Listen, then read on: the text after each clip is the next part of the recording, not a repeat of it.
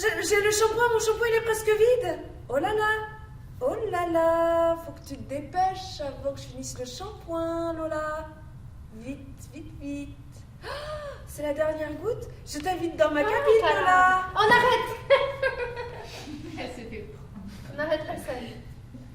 Nous allons inverser les rôles. Vous allez jouer vous-même, Lola, et vous allez jouer Julie, Madame Latour. On change de cabine? Oui, très bonne idée.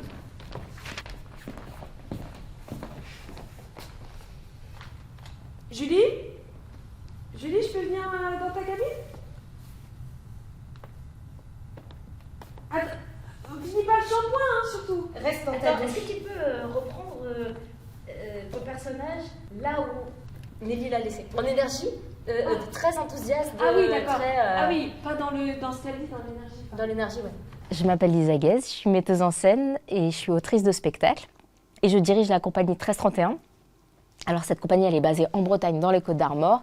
Et en fait, on a créé cette compagnie à l'issue du spectacle Les Femmes de Barbe Bleue, qui a reçu le prix du jury et des lycéens au festival à Impatience en 2019. Et donc en 2020, on a créé cette compagnie. Psychodrame, qui va être notre prochaine création, c'est la même distribution que celle des Femmes de Barbe Bleue. Et en fait, on avait envie un peu de poursuivre des choses qu'on avait pu toucher dans ce premier spectacle, dans cette deuxième création. Julie, je viens dans ta douche, du coup. Je peux venir? Je viens? Finis pas le shampoing. Reste dans ta douche. Mais Julie? Tu peux la regarder. Julie, je peux venir? Arrête. Arrête, ne m'approche pas sinon je crie. Tu restes là où tu es, je ne veux pas te voir, Lola. Je te l'ai déjà dit, je ne veux pas te voir. Tu me fais peur. C'est n'importe quoi là, qu'est-ce qu'elle fait Madame Latour? C'est pas du tout ça. C'est n'importe quoi ce qui se passe. Et c'est pas du tout ça le texte qu'elle a dit, Julie. On va arrêter. On va s'arrêter. C'est vraiment un spectacle qui est une écriture de plateau collective. Moi, je dirige cette écriture, c'est-à-dire que j'en donne les règles, j'en donne l'architecture. Et après, je sélectionne et je choisis pour agencer ces choses-là. Mais ce qu'il y a à l'intérieur vient de chacune des comédiennes et de son imaginaire à elle. Et c'est ce qu'on avait déjà fait d'ailleurs dans Les Femmes de Barbe Bleue. C'est comme ça qu'on avait travaillé. On est dans un groupe où on est très proches les unes des autres. Il y a une grande confiance entre nous toutes, on se connaît depuis longtemps. Et la parole circule de façon très libre entre nous. Et c'est très précieux dans une création parce qu'il n'y a pas... on ne sait même plus trop à qui appartient l'autorité de chaque chose. On chemine vers un objet qui va être le spectacle. Et on essaye de le faire le mieux possible, quoi. Ah, j'ai le trac là, d'un coup. Ah non, mais Jordan, ne t'inquiète pas, hein, tout va bien se passer. Et oui, surtout, tu ne t'inquiètes pas. Si la patiente ne te choisit pas pour son psychodrame, ce n'est pas grave, ça veut rien dire. Ok, Madame Bellhomme nous a briefé un petit peu quand Oui, même. bien sûr, j'ai compris le principe et je n'ai jamais fait. Si vous avez compris, vous avez sûrement tort. Jacques Lacan. Enchantée, Valentin Grasset-Choc. En fait, le psychodrame, c'est une thérapie. C'est une thérapie qui existe, qui est de moins en moins utilisée aujourd'hui parce que ça demande beaucoup de personnel. Mais c'est une thérapie qui est utilisée en centre psychiatrique. Et l'idée, c'est de proposer à des patients qui ont des difficultés à verbaliser en thérapie classique, de leur proposer de mettre en jeu, de mettre en scène un segment de vie, quelque chose qui revient souvent, une obsession, un souvenir. Et donc, ce sont des psys qui vont jouer pour les patients les scènes. On a cette idée qui m'est vraiment chère de voir comment le théâtre, c'est-à-dire la mise en jeu, la mise en scène, peut être un endroit de soin, un outil de compréhension et un outil d'exploration de la psyché et voir comment on peut s'entraider, se soigner les uns les autres à travers cet outil-là. Et on se lave les cheveux et on porte plainte. On veut du shampoing et on finit au poste. On finit dans un asile de merde, quoi. Excusez-moi, c'est pas pour vous. Lola. Vas-y, reprends ça et introduis dans le... Faut que vraiment ça te révolte en fait. Oui. Ça te révolte ce qu'il t'a fait. En fait, c'est le monde entier. Là, t'avais l'impression, enfin, t'as l'impression que t'as joué un tour parce qu'enfin t'as l'impression que quelqu'un t'avait compris, qu'on comprenait, qu'elles étaient avec toi. Et que c'était ça, exactement, la vérité. Et puis d'un coup, on te refait le coup de... Que ça va pas. Non mais en fait, c'est ça, c'est pas possible. Sur le protocole du psychodrame individuel, il y a tout un tas de règles qui sont assez précises. Et en fait, toutes ces règles-là, elles créent déjà une esthétique d'une certaine façon. Par exemple, dans le psychodrame, du coup, on commence toujours par avoir un petit échange avec le patient. Comment ça va? Qu'est-ce que vous voulez jouer comme scène? Racontez-nous la scène que vous voulez. Et puis, on va mettre en scène ensuite la scène. Mais il y a des règles, c'est-à-dire qu'on le fait avec aucun objet, dans un espace complètement vide. Et il ne faut pas se toucher. Voilà, ça c'est une règle importante au psychodrame, on ne se touche pas. Donc c'est vraiment une sorte de b.a.-ba du théâtre. C'est la quintessence du théâtre. Espace vide, pas d'objets, pas d'accessoires. Et en fait, juste on invoque des choses, on joue des figures. D'ailleurs, c'est des psys qui jouent, donc c'est pas forcément des acteurs professionnels, donc elles sont pas forcément dans un... Le but n'est pas forcément de bien jouer, d'être réaliste, etc. C'est plus d'incarner des choses et de voir comment cette incarnation et cette mise en corps des choses va réveiller à l'intérieur du patient des énergies, faire bouger des choses, débloquer peut-être, en tout cas faire avancer une réflexion. On a improvisé avec une psy, dont c'est le métier, parce que c'est quand même un métier, et il y a tout un savoir-faire. Et nous, avec notre métier de théâtre, en fait, quelque part, on a l'habitude de se servir d'outils un peu différents. Donc on imagine qu'on est dans un centre psychiatrique où toutes les patientes sont des femmes, on est dans un foyer pour femmes. Et chacune des comédiennes a eu en charge d'imaginer une patiente et sa problématique, sa souffrance, l'endroit de sa cassure, de sa blessure, avec donc un passé, une énergie, un rapport physique, des souvenirs, etc. Et on a cette psy donc, qui s'appelle Géraldine Rougevin qui nous a aidé à improviser, qui en fait a fait passer sur le billard les personnages qui ont été créés par les comédiennes. Elle a rien dit. Elle a pas dit rentre pas dans la douche comme elle a dit Madame Latour. Elle a rien dit du tout, Julie. Hein. Elle n'a rien dit?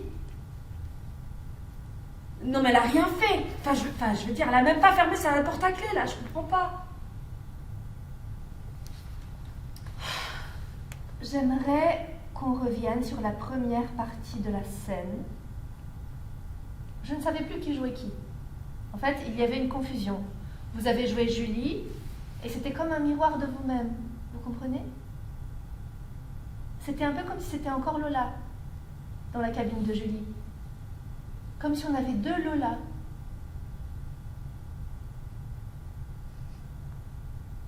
C'est une énigme, cette fille. Ça se passe dans un hôpital, dans un contexte de crise, où les budgets sont coupés et où justement le psychodrame, qui est une thérapie qui a fait ses preuves mais qui demande beaucoup de personnel, et ça c'est la réalité d'ailleurs, est en train de disparaître. Et donc même si le psychodrame a fait la renommée de ce centre, on comprend au début de la pièce que ça va devoir s'arrêter, ça coûte trop cher. Et donc on est avec ces personnages de psy, de psychodramatistes qui résistent et qui veulent tenir à tout prix, prouver que le psychodrame ça marche, c'est une thérapie efficace et qui veulent tout faire en fait pour ne pas se faire couper.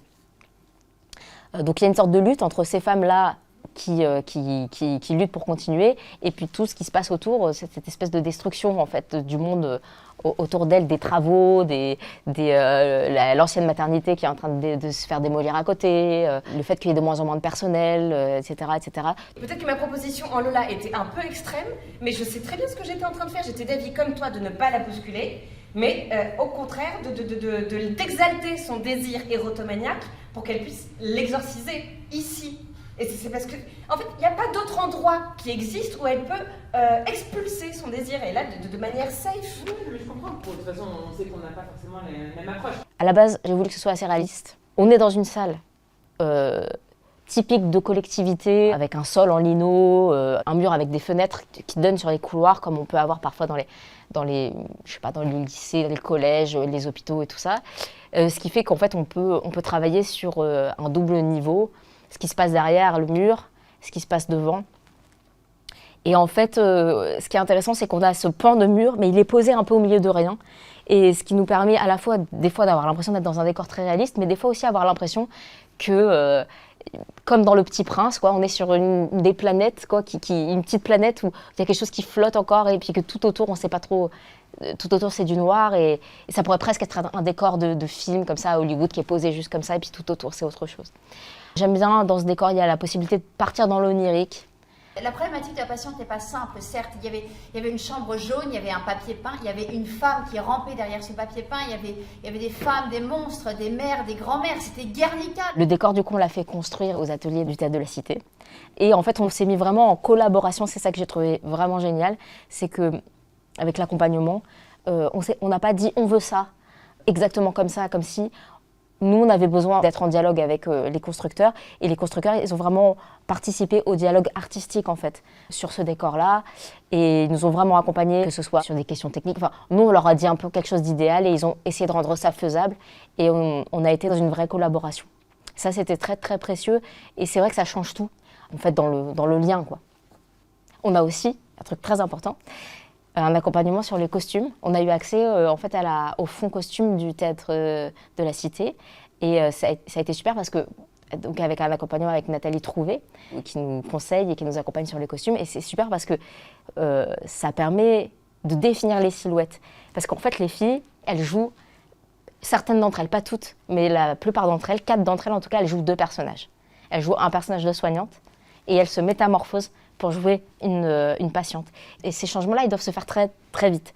Il faut que les silhouettes elles soient assez fortes et assez dessinées pour qu'on rentre totalement dans l'univers d'une soignante et puis complètement d'une autre femme. Alors confirme-la! On arrête la scène. On va s'asseoir, Ida. Merci beaucoup.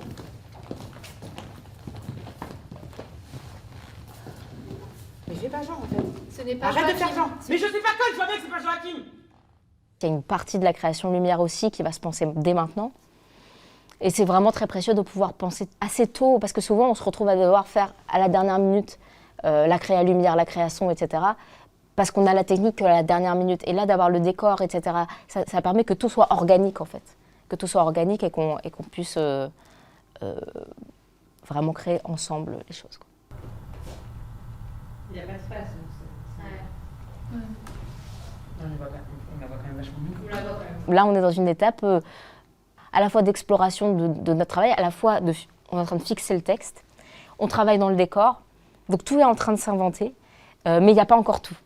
Donc il y a encore beaucoup de choses qui sont ouvertes et je dirais que quand on va sortir de cet incubateur, quand on va sortir de la résidence, on aura bien l'architecture du spectacle, mais qu'il restera encore plein de petites choses. Il restera encore 3 semaines de répète après. Il restera encore plein de petites choses à comprendre, à fixer. Voilà. On saura à peu près comment on représente les choses, qu'est-ce qui se passe quand. Ce sera un gros schéma, quoi. Mais le cœur de la création, il est en train de se passer maintenant. C'est-à-dire que les choses les plus importantes, elles sont en train de se poser maintenant. Voilà.